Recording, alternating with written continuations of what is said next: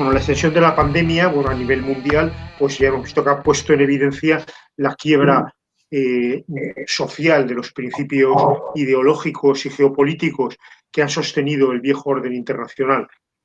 Es una situación de emergencia mundial, ningún Estado ha mirado hacia Estados Unidos como referente de las medidas a tomar para afrontar la pandemia, pero lo que es más novedoso, tampoco han recurrido a los Estados Unidos para pedir ayuda económica o ayuda sanitaria como había ocurrido en otros tiempos. Al mismo tiempo, se ha constatado que más de 80 países se han dirigido a China, a Rusia, a Cuba, pidiendo ese tipo de ayudas, ese tipo de colaboración. Todo ello evidencia una pérdida de posiciones en la hegemonía mundial por parte de los Estados Unidos. Por otra parte, se ha visto la Unión Europea ha continuado un camino hacia la irrelevancia en el concierto internacional, la incapacidad para actuar de forma unitaria y mucho menos solidaria ha sido absoluta durante esta crisis y la ha situado ante una crisis interna importante. Se han manifestado todas las debilidades y las contradicciones de un proyecto muy vinculado a la estrategia de la OTAN y a los designios de los Estados Unidos. Esto se ha podido comprobar, sobre todo, con la posición últimamente de la Unión Europea alrededor de la crisis de Bielorrusia, adoptando posiciones alrededor de las tesis más desestabilizadoras. La cuestión en este momento sería si con esta situación de emergencia mundial se puede abrir paso la construcción de un nuevo orden internacional que permita una mayor y una mejor cooperación entre los pueblos para afrontar un desarrollo común para toda la humanidad, compartiendo recursos y avances técnicos para multiplicar una ganancia conjunta, elaborando reglas que ayuden y que protejan a los pueblos más débiles y más vulnerables. Un nuevo orden internacional que consiga que todos los habitantes del planeta puedan tener derecho a una vida digna, desarrollando un concepto de seguridad compartida y sostenible en beneficio de toda la humanidad, ¿no? Esta es la reflexión que se lanza en este número de la revista y con ese objetivo hemos planteado este debate.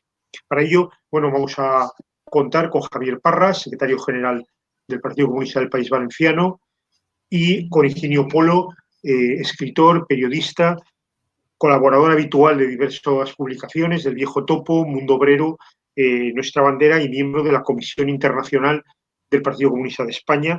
Trabaja especialmente en cuestiones relacionadas con geopolítica y conflictos regionales y en este número de Nuestra Bandera aporta el trabajo un nuevo orden internacional. El mundo necesita respirar.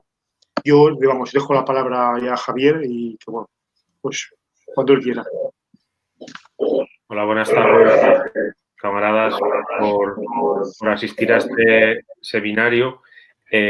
Agradecer al área ideológica del PCPB por organizarlo, a Vicente, lamentablemente no nos ha podido acompañar Marga, como ha dicho él, y por supuesto a Higinio por estar hoy con nosotros en este seminario. Llevamos un montón de años hablando de momentos históricos, prácticamente desde la crisis financiera de 2008. Parece que cada año o cada 2 años estamos viviendo un momento histórico, ¿no? Pero al final el verdadero momento histórico ha llegado este año en forma de pandemia mundial, o mejor dicho, quizá haya sido esa pandemia lo que ha hecho que se agudicen todas esas contradicciones abiertas por la globalización neoliberal desde la caída de la Unión Soviética, y realmente lo que estábamos viviendo era una época histórica, ¿no? Que, como digo, con el estallido de la pandemia, pues bueno, como digo, se han puesto sobre la mesa todas esas tensiones y todas esas contradicciones. Podríamos decir que los cascotes de la globalización han caído sobre Occidente en forma de crisis económica, de crisis social, de crisis institucional, de crisis moral y, por tanto, también en nuevas formas de fascismo, que es lo que estamos viendo en la actualidad, muy lamentablemente. Un fascismo que ya está presente en las instituciones de prácticamente todos los países de Occidente, entre ellos, lamentablemente, en España, pero sobre todo cuyo discurso está calando entre la clase trabajadora y entre las capas populares de todos los países, y eso es lo más preocupante, ¿no? Hace unas semanas Donald Trump perdía las elecciones de Estados Unidos. Algunos nos trataban de convencer de que, muerto el perro, se acabó la rabia, de que con Trump fuera de la Casa Blanca, la ultraderecha y el fascismo perderían su referencia y, por tanto, comenzarían a retroceder, pero ningún análisis puede ser menos materialista que ese. Pensar que va a retroceder el fascismo sin que hayan desaparecido las condiciones materiales que lo han hecho volver, sin que haya sido desarmado física, organizativa e ideológicamente, sería el mayor error que podría cometer la izquierda en este momento.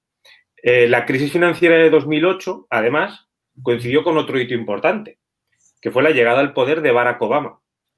El primer presidente negro de la historia de Estados Unidos llegaba a la Casa Blanca con una impecable campaña, la del Yes We Can, si podemos, y aparecía ante todos los países de Occidente como el gran referente político, el gran líder que necesitaba, el gran líder ideológico y casi hasta mesiánico, hasta el punto de que en 2009, con apenas unos meses como presidente de Estados Unidos, recibe el Nobel de la Paz.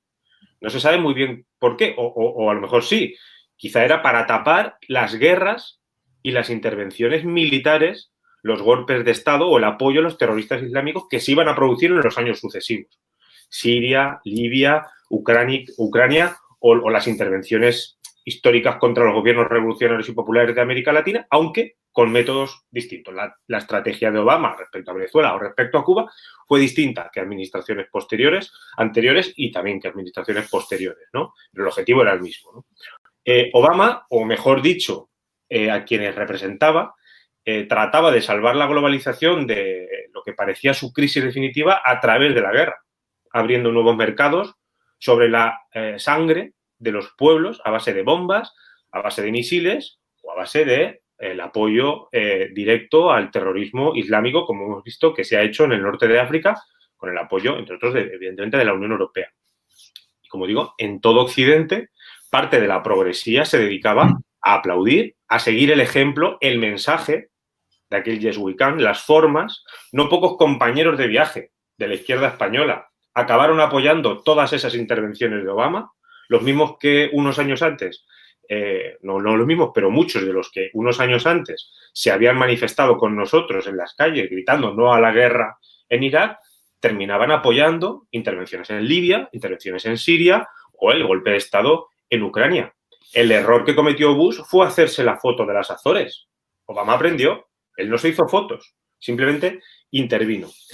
La política económica de Obama, liderando a Occidente, estuvo dirigida en lo económico a tratar de salvar el neoliberalismo con un barniz progresista, que eso lo hizo muy bien, y en el ámbito internacional a romper todas las resistencias que se le pusieran por delante, a las que me he referido anteriormente. Y eso significó varias cosas. Por un lado, la tragedia de la clase trabajadora desde la caída de la Unión Soviética se aceleró.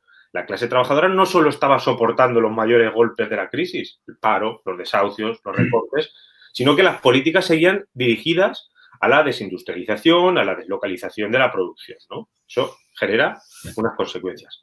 Significó también que si en un primer momento, tras el estallido de la crisis, la izquierda mundial responde con un incremento de la movilización y la organización, eso se produce de manera paulatina durante unos cuantos años, ese germen del Yes We Can mundial y lo que traía ideológicamente detrás, que fue teniendo sus efectos, terminó suponiendo un debilitamiento organizativo e ideológico de la izquierda transformadora de todo Occidente. Incluyo a España.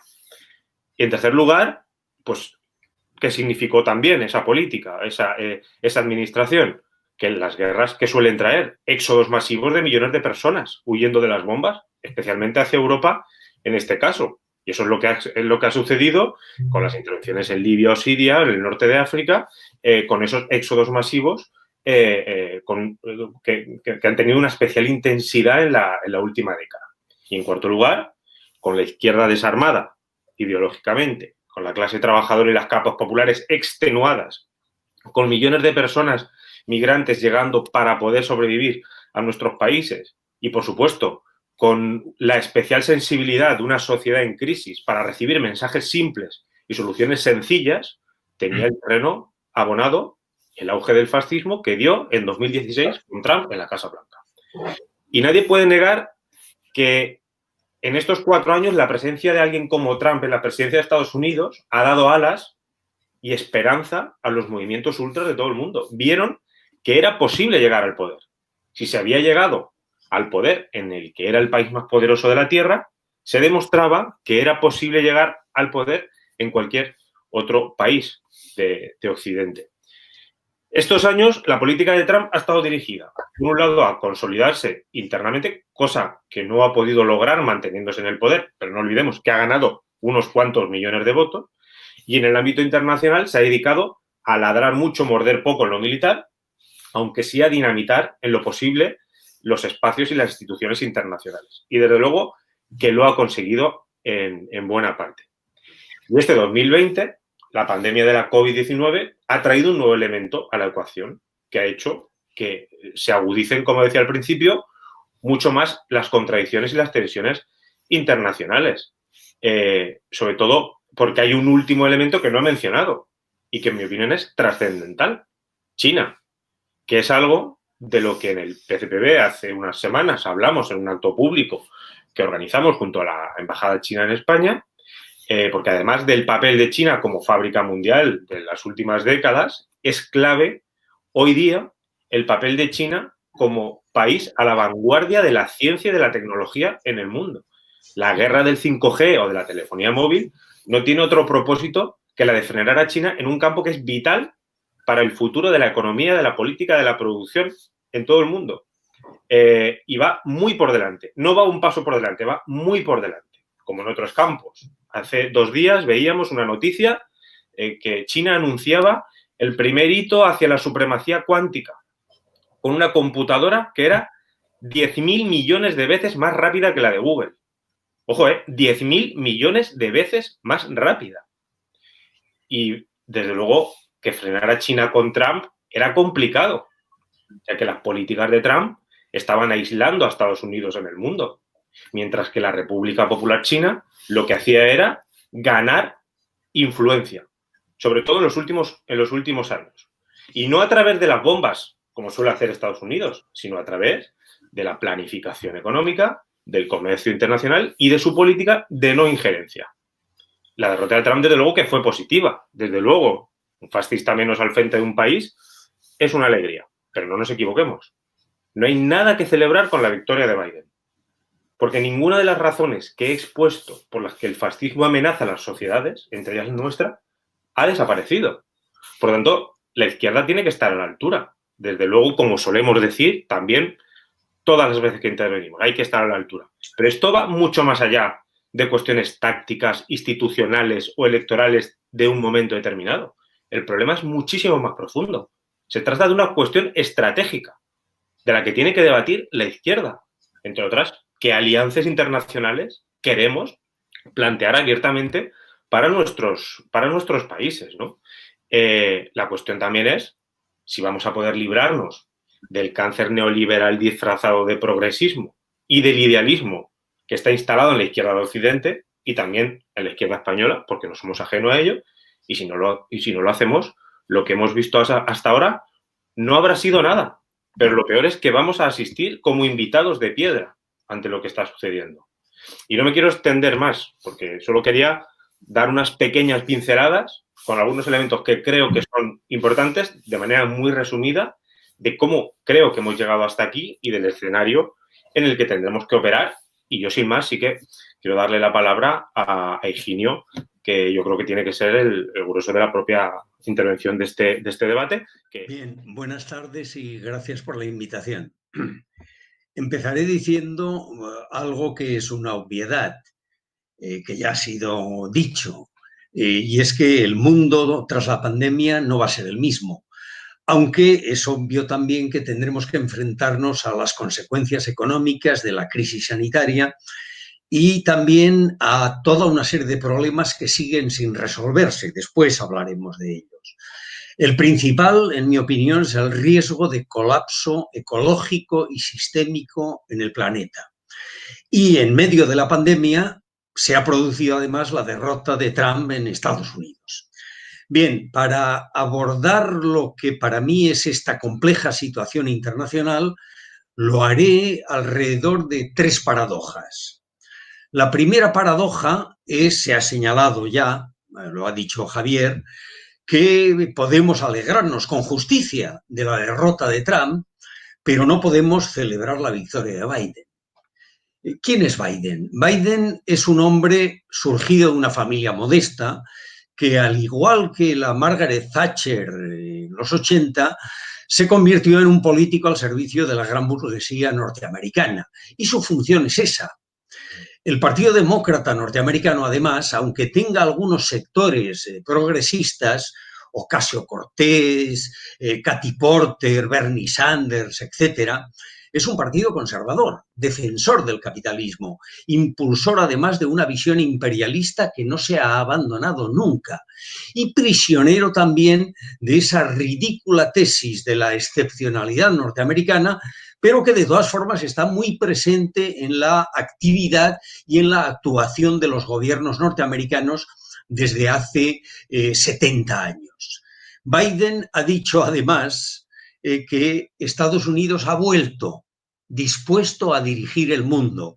Sorprende que hagan estas afirmaciones sin reparar nunca en que tal vez el mundo no quiera ser dirigido por ellos.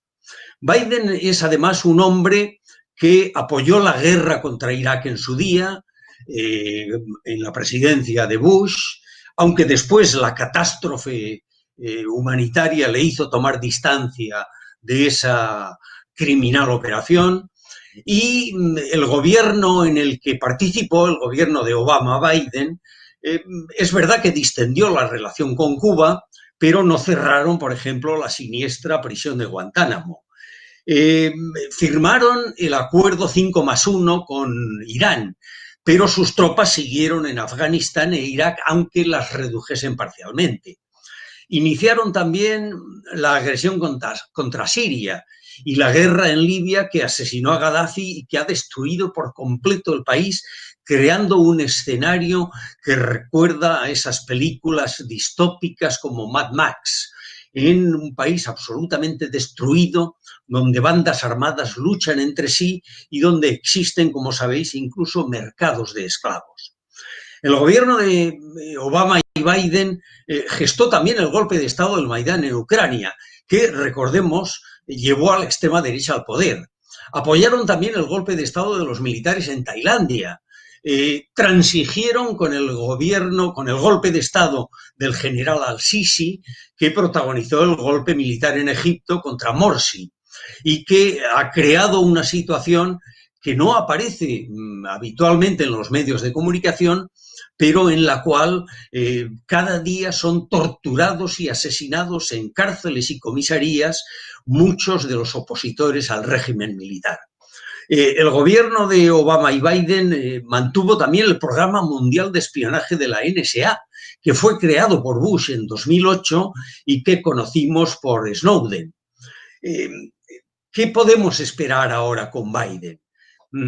Es previsible que vuelva a algunas instituciones internacionales, algunos de sus asesores han hablado ya de ello, va a volver, va a hacer un cauteloso regreso al acuerdo 5+1 con Irán, pero va a mantener las sanciones económicas y va a exigir además examinar el programa de misiles que tiene Irán.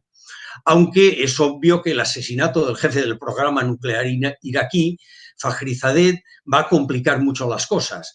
Recordemos además que es el 5º científico persa que es asesinado y que la indudable autoría de Israel persigue 3 objetivos. El primero, frenar el desarrollo del programa iraní. El segundo, forzar con esta provocación una respuesta militar de Teherán, que no se ha producido de momento. Y que es obvio que, aunque fuera limitada, podría abrir un escenario de guerra en la región si atacase a Israel, cosa que yo creo particularmente que no va a hacer, al menos directamente. Y, en tercer término, dificultar el acercamiento de Estados Unidos para volver a poner en vigor ese acuerdo 5+1. Biden, durante la campaña electoral, dijo que regresaría a ese acuerdo y las cosas pueden complicarse con ese nuevo escenario que ha creado el asesinato de Fakhrizadeh. La pandemia, además, ha puesto de manifiesto las debilidades del capitalismo y también la ineficacia, su ineficacia para asegurar la vida de la población. En ese marco, ¿qué podemos esperar en el inmediato futuro? ¿O cuáles son los objetivos estratégicos de la política norteamericana? Porque una cosa va de la mano de la otra. Por un lado, Estados Unidos va a intentar mantener su hegemonía en el mundo. En segundo término, va a intentar también recuperar estructura productiva que ha perdido, y mucha. Estados Unidos tenía en 1945, al término de la Segunda Guerra Mundial, aproximadamente el 50% del Producto Interior Bruto mundial. Hoy, según el Fondo Monetario Internacional, en PIB nominal, Estados Unidos dispone del 24% del Producto Interior Bruto mundial, China del 16%. Pero si nos atenemos al Producto Interior Bruto en términos de PPA, de paridad de poder adquisitivo, Estados Unidos tiene el 14% mundial y China dispone del 19%. Eso cambia muchas de los escenarios y de los comportamientos que hay en el planeta y amenaza con una intervención mucho más agresiva todavía de los Estados Unidos, precisamente para no perder su hegemonía en el planeta. Además, las previsiones de la OCDE para los 3 próximos años, entre el 2020 y el 2022, indican que Estados Unidos crecerá un total de un 3% y China, por el contrario, crecerá un 15%. En el año próximo, sus previsiones indican, en el 2021, que el crecimiento chino será un tercio del total mundial. De manera que Estados Unidos deberá resignarse a perder la primacía del poder económico en el planeta, pero esto tiene unas consecuencias y unos riesgos evidentes. En tercer lugar, Estados Unidos va a proseguir modernizando su ejército y su arsenal nuclear. Recordemos que el último presupuesto del Pentágono supera los 750.000 millones de dólares. Es decir, Estados Unidos gasta 2.000 millones diarios en su ejército. 2.000 millones diarios. En cuarta posición, podríamos decir que Estados Unidos va a intentar mantener en la dependencia a la Unión Europea, que es una cuestión también muy importante, sobre todo porque nos afecta a nosotros de una manera directa.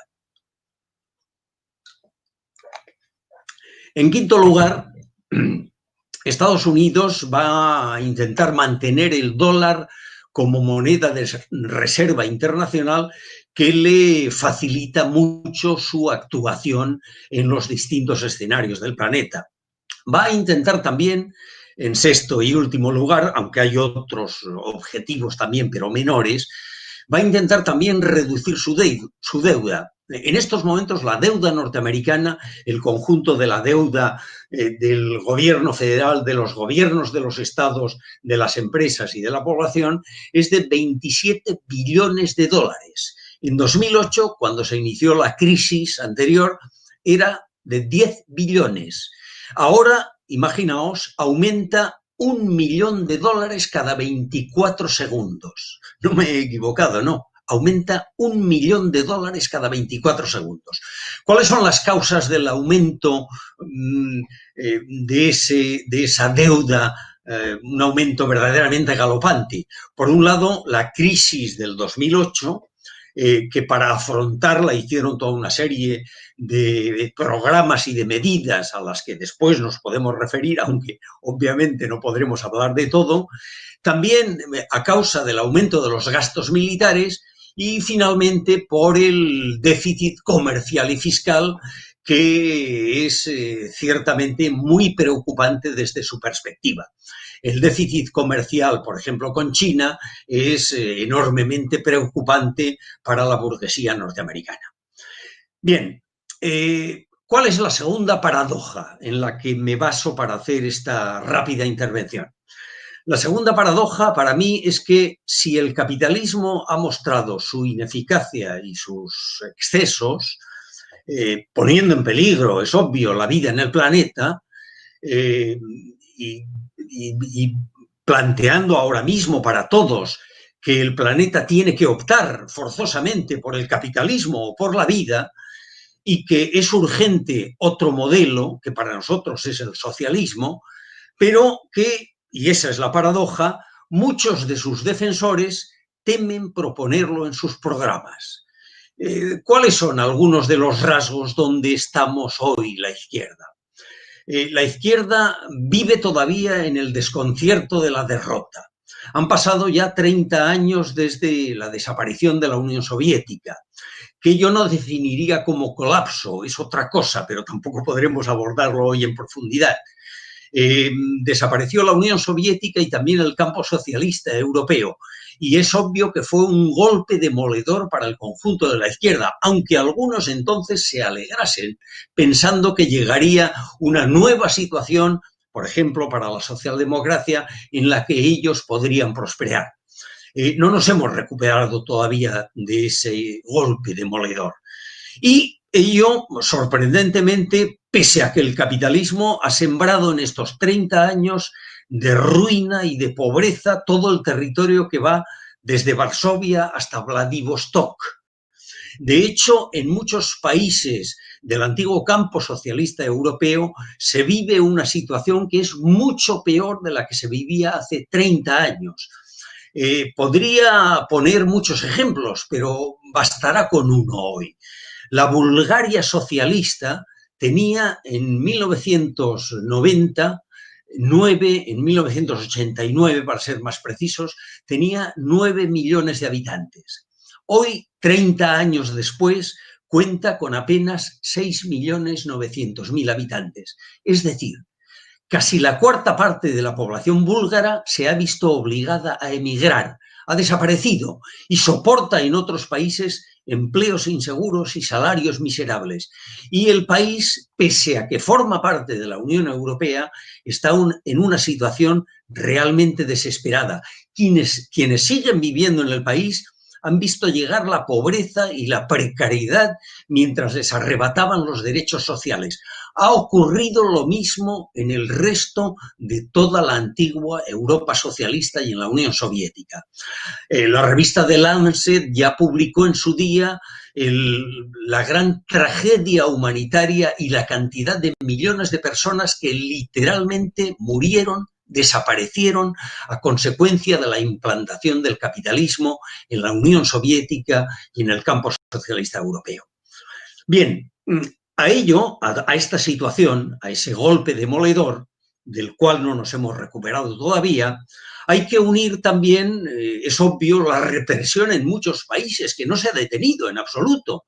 Recordaré en las últimas décadas que, por ejemplo, el Partido Comunista Indonesio, que fue el tercer partido más fuerte del mundo y que sufrió la que tal vez haya sido la represión más sanguinaria de toda la historia, donde murieron más de 1 millón de comunistas asesinados en 1965 por los militares de Suharto con el apoyo de los Estados Unidos, ese Partido Comunista Indonesio fue casi exterminado. Y hoy, 55 años después, todavía sigue prohibido y los asesinos son entrevistados y celebrados en televisión. El Partido Comunista es también clandestino en Malasia, es clandestino en Tailandia, en Birmania, en las Filipinas, en Afganistán, en Irán, en Arabia, en Egipto, en Ucrania y en muchos otros países. Ocurre también en la misma Europa en la que muchos gobernantes nos hablan cada día de libertad. En Polonia y en Eslovaquia los partidos comunistas existen, pero son condenados y padecen serias limitaciones. Hoy mismo ha aparecido la noticia de que la Fiscalía General polaca y el gobierno polaco de ultraderecha ha pedido al Tribunal Constitucional de Polonia que ilegalicen al Partido Comunista Polaco, que está en una difícil situación porque a consecuencia de la persecución ni tan siquiera tiene representación parlamentaria, pero a pesar de ello piden su ilegalización. En Georgia, otro país europeo, antigua República Soviética, están prohibidos los símbolos comunistas y los obstáculos para su actividad son tan grandes que en la práctica su actividad está bloqueada. En Ucrania, en Letonia, en Lituania, los partidos comunistas están simplemente prohibidos. Hay otro elemento también importante en esta segunda paradoja, y es que la debilidad general de la izquierda, que se concreta para mí en la ausencia de propuestas económicas y políticas valientes, arriesgadas, que no retrocedan, por ejemplo, ante palabras como nacionalización, impuestos, propiedad pública, etcétera, implica que estamos lejos de hacer también propuestas culturales que necesita el nervio de la izquierda. Recordemos, por ejemplo, que el nervio cultural del PC en Italia hacía posible que sus militantes lanzasen iniciativas y obras en el cine, en la literatura, en la música, en el pensamiento, en la ciencia, iniciativas que llenaban Italia antes de que la absurda disolución del PC dejara, como todos sabéis, a los pies de los caballos de Berlusconi al país y también a los pies de los caballos del nacionalismo y de la xenofobia más grosera. La cultura del antifascismo en Europa es la que contribuyó a la construcción de los derechos sociales y políticos en la Europa de posguerra. Y es muy preocupante que esa cultura del antifascismo se esté desvaneciendo. Hay que recuperarla, porque no hay duda de que la libertad contemporánea sigue basándose en la victoria de la Segunda Guerra Mundial, aunque hayan pasado tantos años. Además, asistimos desde hace muchos años a la integración de la izquierda moderada, sobre todo de los partidos socialistas y socialdemócratas, pero también de otras expresiones de la izquierda, en la lógica neoliberal del sistema. Y finalmente hay que decir también que asistimos a la creciente debilidad de los sindicatos, aunque, atención, esa debilidad está muy presente en Europa, pero hay luchas muy relevantes en el conjunto del planeta. En la India, la semana pasada, siguieron la huelga general convocada 250 millones de trabajadores. Es muy sencillo decirlo, pero imaginad lo que supone una movilización de esa magnitud. De hecho, se están produciendo algunas de las movilizaciones más grandes de todo el planeta. Por último, yo quiero reseñar en este dibujo de esa segunda paradoja en la que me baso, que es muy urgente la reconstrucción y el fortalecimiento de los partidos comunistas, tanto en Europa como en el resto del mundo. Bien, ¿cuál es para mí esa tercera paradoja de las que hablo? La tercera paradoja es que es cierto que la Guerra Fría terminó, pero los dividendos de la paz no llegaron nunca, no han llegado hasta nosotros. Y el mundo está en una situación muy peligrosa que Trump ha agravado y que además puede bascular hacia la guerra. Y nosotros tenemos que aportar nuestra porción para intentar evitar ese riesgo. El presidente de la conferencia de Múnich, Wolfgang Schäuble, dijo hace un par de meses que el orden internacional comenzaba a desmoronarse. Y este personaje, que es un personaje de derecha, es un personaje relevante, que agrupa en esa conferencia de Múnich a muchos de los gobernantes más relevantes del planeta y a la que asisten dirigentes norteamericanos, también chinos, soviéticos, de la Unión Europea, etcétera, decía eso porque es cierto que el gobierno de Trump, él no acusaba, es obvio, a Trump de esa responsabilidad, pero su gobierno ha dinamitado buena parte de los equilibrios en los que se asienta el escenario internacional en los últimos años. Ha destruido buena parte de la estructura de los acuerdos de desarme y además ha situado el foco del conflicto definiendo a China y a Rusia como enemigos, y eso tiene unas consecuencias inmediatas. Aunque ahora cambie la presidencia y Biden tome el relevo, pero muchas de las cuestiones, precisamente por la inercia imperial de los Estados Unidos, por las propuestas del Pentágono y del Departamento de Estado, van a seguir esa inercia que se ha mantenido con Trump y que de hecho viene también de anteriores presidencias con Obama, con Bush e incluso antes también. No hay que olvidar además que Estados Unidos se elevó a la categoría de superpotencia gracias a las dos guerras mundiales. Fue en las dos guerras mundiales el principal exportador de armamento y de otros productos que necesitaban los países beligerantes. Y desde una perspectiva histórica podemos decir sin ningún tipo de exageración que Estados Unidos ama la guerra, ha crecido con la guerra. ¿Cuáles son los conflictos actuales? Son muchos, pero en mi opinión los más relevantes son, por un lado, los que asolan Oriente Medio. Ahí está Palestina, donde el sufrimiento del pueblo palestino desde el desastre de la Nakba no se ha detenido todavía, y donde el gobierno de Netanyahu y cualquier otro gobierno también israelí intentará que los palestinos se resignen a la derrota y acepten vivir en pequeños bantustanes o abandonen simplemente sus tierras. Hay otros conflictos en los que es obvio que sería muy interesante, pero no podemos entrar en todos ellos, donde las intervenciones norteamericanas han destruido los países, pero no se ha detenido la guerra. Ese es el caso de Afganistán o de Irak. Es también el caso de la intervención en Siria, donde a pesar de que por fortuna los grupos islamistas reaccionarios han retrocedido y también han retrocedido todos aquellos grupos armados que intervinieron de la mano de Israel, de Estados Unidos, de Arabia y de Turquía, a pesar de ello todavía el país padece la guerra, una década ya de guerra, y el gobierno de Damasco todavía no ha recuperado la totalidad del país. Ahí está también la guerra del Yemen, tal vez el desastre humanitario más terrible que estamos padeciendo hoy mismo y en el cual los Estados Unidos han dado el aval a Arabia para que intente exterminar a todos aquellos que no están de acuerdo con sus planteamientos.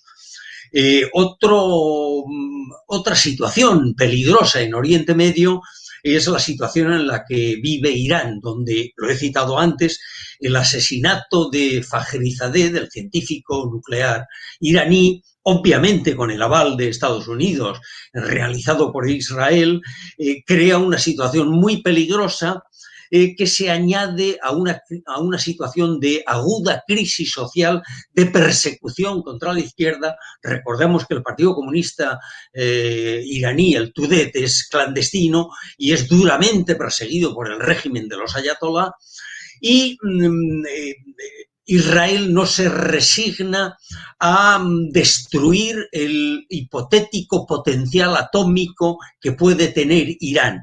Israel ha asesinado, lo he dicho antes, ya a 5 científicos iraníes y además de estos asesinatos inoculó el célebre virus Sputnik contra la planta nuclear iraní de Natanz. Hay otras situaciones muy peligrosas, muy preocupantes también para nosotros, extremadamente peligrosas para la población de los países. Ahí está, por ejemplo, la aguda crisis en Líbano y otros países también en los que no hace falta que me extienda porque supongo que todos sois conscientes de ellos. En África hay también una situación muy preocupante. He citado antes la destrucción de Libia por la OTAN, el caos absoluto en la que se debate el país, la desesperada situación en la que vive la población que en muchas ocasiones no disponen ni tan siquiera de alimentos y en algunas ciudades han llegado a consumir ratas para alimentarse. He citado antes también la situación en Egipto con la feroz dictadura de Al-Sisi, peor todavía que la dictadura de Mubarak. Hay una situación muy preocupante por el enfrentamiento entre Egipto, Sudán y Etiopía por la presa del Renacimiento que se está construyendo en el Nilo y que crea toda una serie de problemas porque efectivamente eso puede traer consecuencias para la población agrícola de Egipto y del Sudán, y evidentemente eso puede abrir un escenario de conflicto e incluso de guerra. En la misma Etiopía estamos asistiendo en estos días a la guerra en el Tigré, en una zona del norte del país. También estamos asistiendo a las constantes y reiteradas matanzas de grupos islamistas en diferentes países del Sahel y la difícil situación en la que se vive en Nigeria, el país más poblado de África y uno de los países más ricos, con una producción de petróleo que no llega en absoluto a su población, una población que supera los 100 millones de habitantes.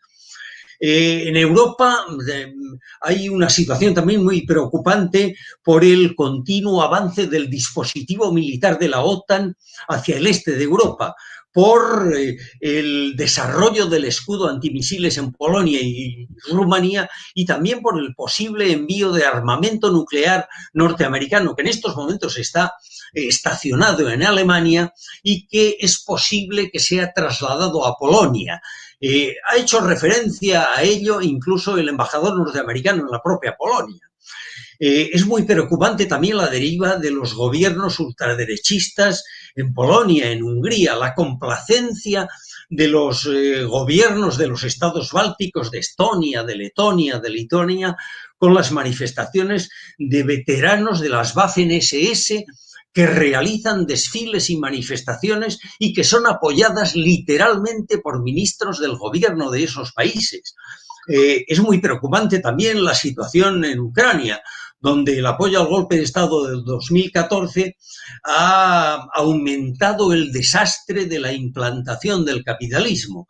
Solo daré un dato.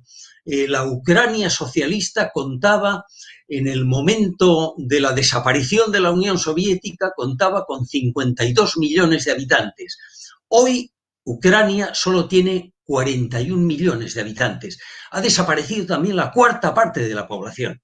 Y Estados Unidos, que no se preocupa obviamente por estas cuestiones, liga a Ucrania a su dispositivo militar y utiliza a su gobierno y a su ejército para realizar toda una serie de agresivos patrullajes en el Mar Negro o toda una serie de provocaciones militares para su acoso a toda la zona donde los rusos tienen establecido lo que es su límite de defensa en el Mar Negro y en el este de Europa.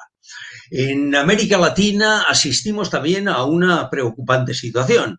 El gobierno norteamericano ha continuado el acoso a Cuba y Venezuela, en los que no me extenderé porque supongo, seguro que lo conocéis perfectamente.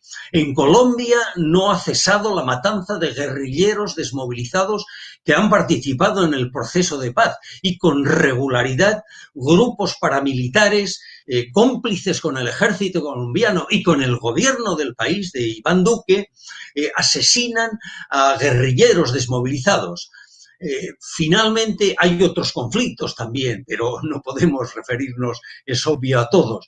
Finalmente, en Asia, creo que hay que referirse a la complicada situación que hay ahora mismo en el mar de China Meridional, donde también se producen toda una serie de provocaciones y de patrullajes marítimos y aéreos por parte de los Estados Unidos, y donde hay toda una serie de disputas, sobre todo por dos archipiélagos, el archipiélago de las Paracelso y el archipiélago de las Spratly, que enfrentan a algunos países como Malasia, como Brunei, como incluso Vietnam, Filipinas, Taiwán, con China, y que Pekín postula que deben ser resueltos a través de negociaciones bilaterales cosa que Estados Unidos no está dispuesto a acceder, y interviene regularmente con toda esta serie de provocaciones para intentar formar parte de las mesas de negociación como una forma de extender su influencia en el mar de la China Meridional y también limitar la influencia de China en los países de la ASEAN.